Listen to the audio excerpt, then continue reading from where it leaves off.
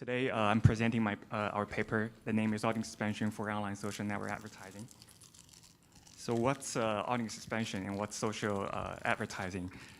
One of the features for advertising on a social platform is that advertiser can specify the exact targeting criteria they want so that their ad campaign can reach to the desired demographic. So this is like a matchmaking process that happened online. So advertiser can say, I want people from this geolocation. In here, I have an example. For example, North America, North America, US, or North America, California. And people with this title, software engineer, and people with this skill, Java or C++, and so on and so forth. And this criteria, after being specified, will be matched at real time when the ad request is generated in our website. Whenever user visits, the user's profile will be matched against this criteria. If the user matches with the ads, then the user is eligible to see the ad. So in this case, the user from North America and US, so the geolocation is already matched. So without looking at the other attributes, we know this guy is one of the desired audience. So this process of matching the ad campaign and the user is called user ad matching. And what is audience expansion? You can see this matchmaking process is happening between all campaigns and all ads, happening in real time when the page view is generated. In this example, you can see members are matched with campaigns in this way. And expansion is to just match campaign or user with more, to match campaign with more users or vice versa. So in this way, the reach of the ad campaign is broadened and user can be eligible to see more ads. And why do we want to do that? The most important reason is we have so many targeting options for advertisers to choose from. Here's an example.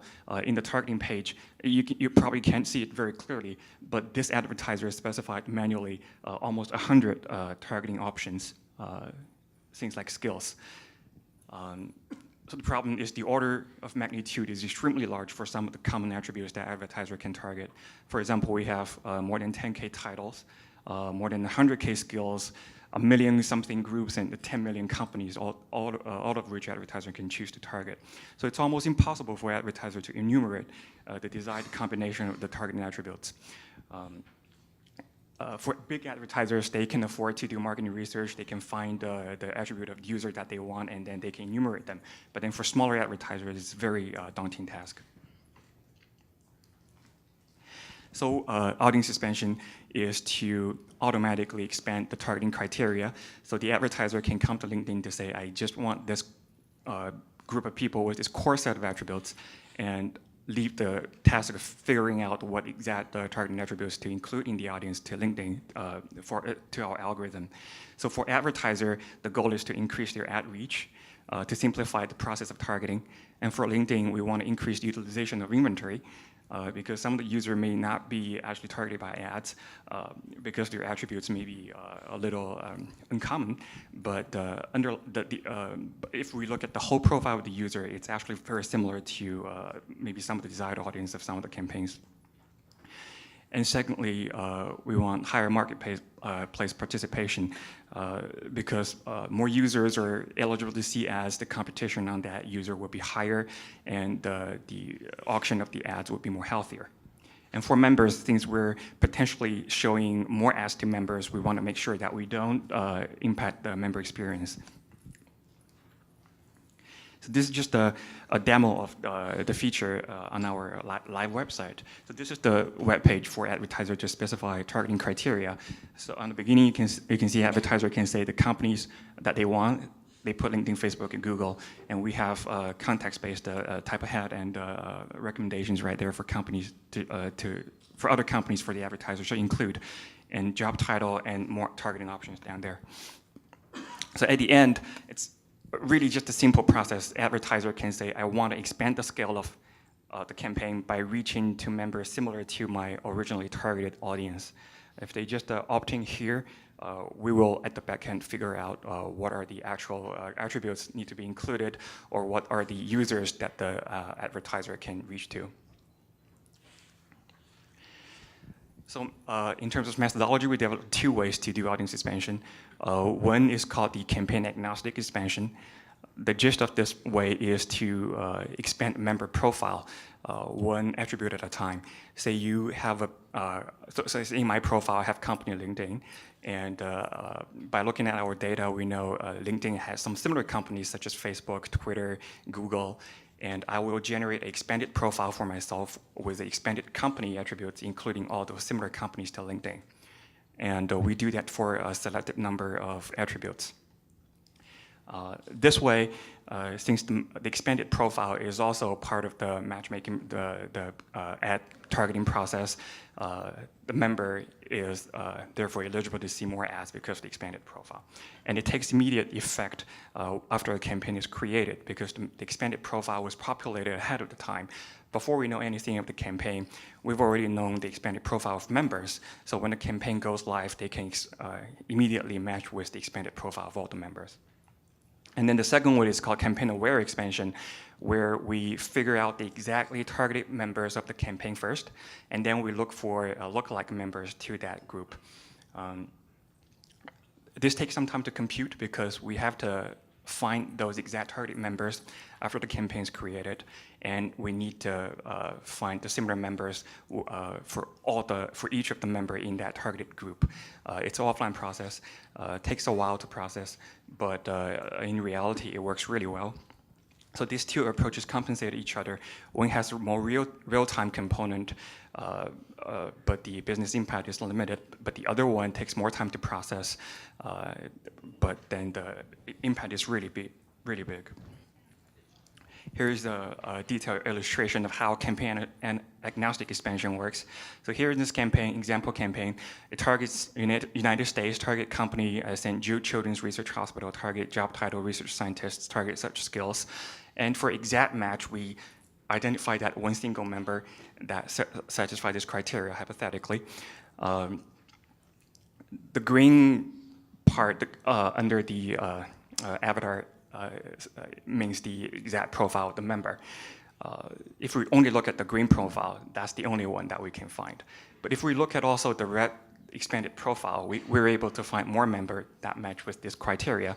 Because, say, the original member doesn't have the research scientist as a title. He may have a research engineer. But then in the expanded profile, we expand the research engineer to research scientist.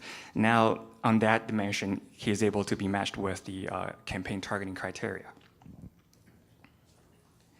And for campaign-aware expansion, the exact match process is to look for only the exact profile of the member that match with this criteria, and we apply a similarity function to find members that are similar to this originally targeted member by using either profile similarity criteria or using behavioral similarity criteria. The generated audience is so-called a lookalike audience. To understand audience expansion, I'll first give you a primer on how ad serving flow works in LinkedIn or general social network platforms. So whenever a user comes to the website, there is an ad request generated. It's sent to the backend. And I hope I can have a pointer. All right. And with the request, since request is generated together with the visiting member, we know what the member attributes are, so we get member attributes. And we look up a campaign database, find all the campaign that are able to match with the member profile. And those are the eligible campaigns. An eligible campaign goes through a process called CTR prediction, where we predict the click-through rate of the campaign and rank order those campaigns. Together with the bid in an auction process. And the winning campaigns will be sent to front end to serve.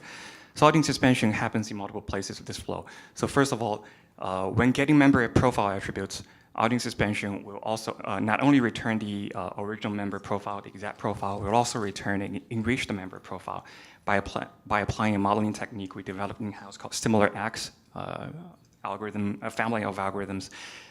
Basically, X can refer to the entity of interest here, either a company, a skill, a title. In such a way, we can have both the original profile and enriched profile returned when the profile is requested. So with both profile, you can originally see that already see that there will be more campaign to match with the member. So this is the campaign agnostic approach. And then for the campaign aware approach, we start with the campaign targeting data. We look at all the campaigns and their targeting criteria, and we apply those criteria in a batch mode in the offline environment, identify all the group of members that satisfy with the criteria of each campaign. The process is called offline match, and the result of which is the exact audience, right here. And we apply a process called similar profile lookalike expansion, meaning for each of the member in the original exact target, we expand the profile to a similar one. And the result is a expanded audience. And we apply some business filters and supply the result to the online process, merge it with the online eligible campaigns. So both the online and offline campaigns go through together into the same CTR prediction process to rule out the low performance, to remove the campaigns that we think are going to be irrelevant to this member. Modeling-wise, here's a detailed look at the SimilarX algorithm. It's a content-based approach. The result is a greedy, you can even think of it as a nearest neighbor search algorithm. Here's an example. So for each member, we look at the profile company. In this case, let's say LinkedIn is the profile company. And we apply a similar company algorithm to find out the companies that are similar to LinkedIn, and we take the top K results and put them into the expanded profile. And for group, we apply the similar process, and for other dimensions, we do similar processes, so on and so forth. And the result is the expanded profile. And I'll give you a detailed modeling overview of SimilarX in the later slides. Right here. Modeling overview for SimilarX. So LinkedIn boasts, unlike other social networks, we boast a very rich corpus of content. For all the entities that are on LinkedIn, we know we have a very rich profile information, like user, company, jobs. We have a lot of text associated with them. So naturally, we take a content-based approach to find similar items. So in this case, let's say the source entity is a company, and here is LinkedIn, and we have a bunch of features extracted for this entity, and for the target entity as well. The similarity between these two entities is, first of all, we do a field-wise similarity. We, for example, this title feature would be compared with the title of the target, and a vector space similarity will be calculated. In this case, it's adapted cosine similarity will be calculated on these two fields. And the similarity will then in turn become the feature in the final content-based model. So here, the description similarity, the skill similarity, the industry similarity, were all part of the final logistic regression model where the weights are trained on historical user feedback data. And for features, since we take a content-based approach, we extract a bunch of features from the free text. These are the, for example, the n-gram features, such as Internet Professional Social Network from the user's headline and Connection Productive Talent Solution from user's description. And then there are also standardized features which corresponding to a backend entity that we have in our taxonomy. For example, the user's industry is standardized to an internet industry, and the company type, the company industry internet, the company type is public company, and the size is a predefined category. And then we also extract a bunch of derived features. Those are not explicit in the entity itself, but in the entities associated with the entity. For example, for the company, as an example, we look at the users who follow the company, users who are employed by the company, and look at the users who have those skills and aggregate them at the company level to be inferred the attribute of the company itself. So we can say the LinkedIn as a company may have an inferred skill set of software engineering, management, marketing, is because the user who is associated with LinkedIn are having those skills. Likewise, we can generate interests and so on and so forth. And then there's another category of features called network proximities. basically collaborative filtering features like user who viewed LinkedIn also viewed these other companies, and in a sense these other companies are similar to LinkedIn, and we treat them as a content feature in the model as well. So as an example, we have view browse map and occupation browse map, meaning people who employed at this company is also employed at that company. And the similar profile algorithm is applied in the campaign aware expansion, where we identify the exact audience group first and then find similar ones. And it uses very similar approach.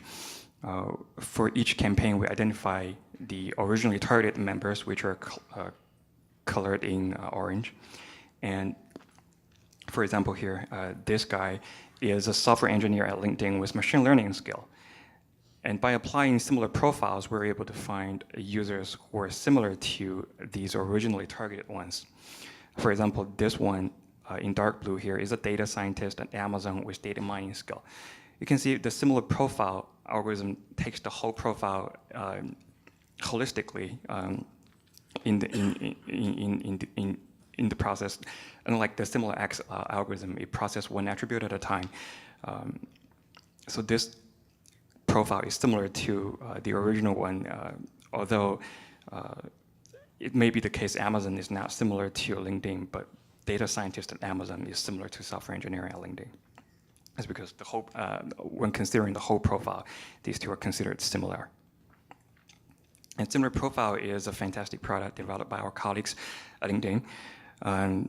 You can imagine it has a size the square of LinkedIn users for the 460 million users we have. We need to search all the other 460 million members to find the similar ones. So extremely high dimensionality of the problem.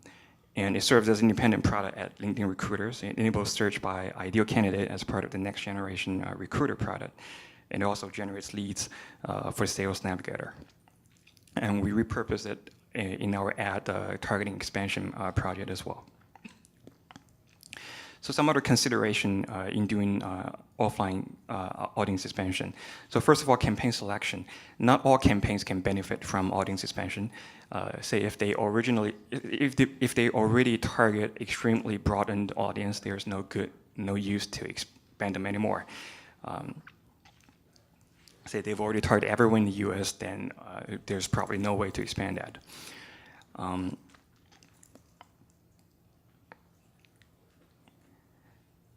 So they have to target specifically, and their budget needs to be enough to afford the expanded clicks as well.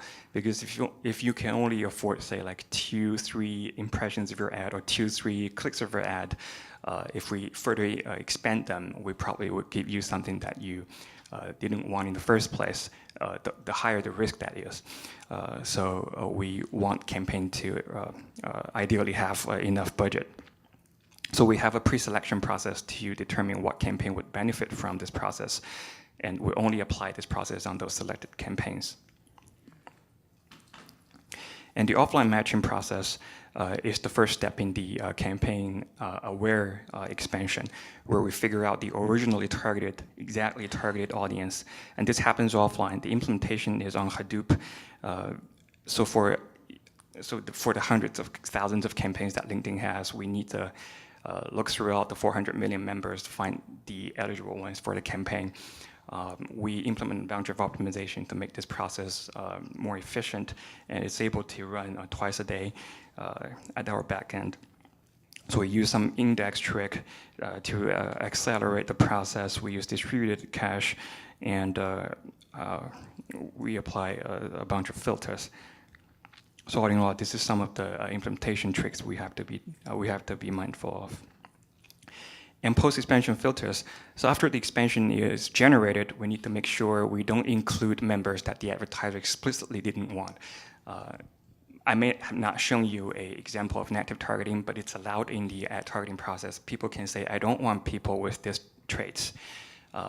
Since in the offline process, we find people that are similar, we may include people the advertiser didn't want. So we replay those negative targeting on top of the generated expanded member and remove the member that advertiser explicitly didn't want. We also make sure certain dimensions are packed on, meaning we don't expand along those dimensions. For example, location, gender, and language, because those things we think are really specific to the theme of the campaign, and the advertiser may not want them to be expanded. So those are not expanded. In addition, we also removed the most expensive member. This is also a precaution to protect our advertisers, because that audience expansion increased the competition on each member. And for a member that's already very competitive, we don't want to throw more competition to it. Advertiser may not get the most value from those auctions. So what we do is we estimate the member worthiness by looking at the member expected cost per click, regress the member profile attribute on the historical bid landscape, and infer a member's worthiness for the campaign, and we just remove the most expensive ones. And also, since the campaign-aware expansion is an offline process, the advertiser may have changed their targeting criteria after the offline process generated the data, which would probably invalidate the offline generated data. So we have to make sure the offline generated data, the offline and online consumption has a synchronization mechanism. So simply put, if the offline calculation is already kicked off, but the advertiser changed anything about their targeting criteria, the change event itself will invalidate anything that's generated offline using the data before the change event happened. The data will only be available again when the new process starts with the new information picked up. So here are some of the evaluation that we did. This is an offline evaluation, just to evaluate how effective is similar profile.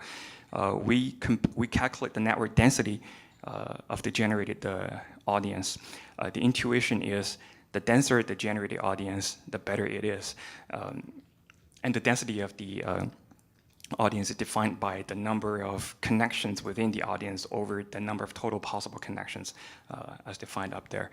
And the baseline that we compare to is a very simple random random expansion to active ad clickers, meaning for a campaign, we just randomly select members that are prone to click on ads and put that into the campaign's expanded audience. It may not be a very bad idea for LinkedIn, because users prone to click on ads will just keep on clicking ads and will generate revenue for LinkedIn, but it's not very good for advertiser, which is shown here. The active clicker expansion generates extremely low density audience. So on this dimension is the density, and on this dimension is the ratio of expansion. So the more expansion we have, the lower the density it is. But here, the red ones are the active clicker expansion. You can comparing to the blue ones, the similar profile expansion. The similar profile expansion generate much more denser audience. Keep in mind, this is on the log scale, so the distinction is really obvious. And also we have a campaign member score, because at the end we need to rank member with regard to the campaign. So giving the member similarity score, and this is the simple way to derive campaign score. Since I'm kind of running out of time now, I'll just briefly go over this chart. What this says is, if we take a threshold on this score, if we take, say, 90 percentile on the score, the CTR of the expanded audience is 90% of the original targeted audience. You can see the CTR performance has a very positive correlation with the similarity score. So that means the similar profile-based similarity score corresponds well with the actual performance. And I'll skip this here. So this is the online evaluation results. So for campaign agnostic, a campaign-aware approach, we both tested them on live traffic on the small buckets, and then we'd also have another bucket, which is the hybrid one, which has the combination of both campaign-aware, campaign-agnostic methods. And you can see, let's just focus on the impression column here. Campaign-agnostic, which takes immediate effect, generates 1+ impression. The campaign-aware approach takes some time to process, generates almost 10% of impression increase.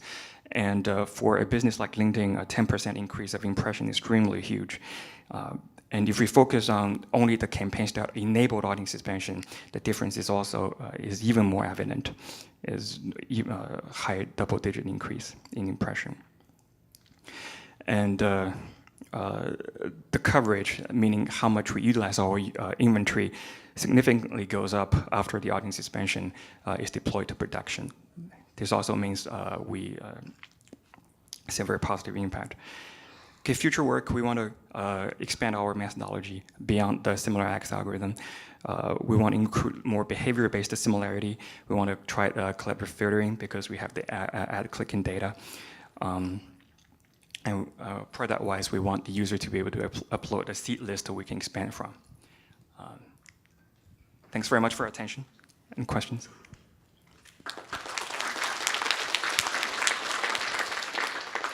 Thank you very much for the very clear presentation, very fantastic. Just two questions. First one is, do you have an independent CTR prediction model inside of this? Does this only generate the user ranking? Second question is, what is the pricing type for your LinkedIn campaigns? Is it based on CPM or CPC? Thank you. Thank you very much. So good question. The first one, response prediction module. Yes, we have a dedicated module that handles all the CTR prediction. So the result of audience expansion goes through that existing module as the final guard of relevance. And for pricing type, LinkedIn has both the cost per impression and cost per click models, and this audience expansion works for both of them. It's regardless of the underlying pricing type you have.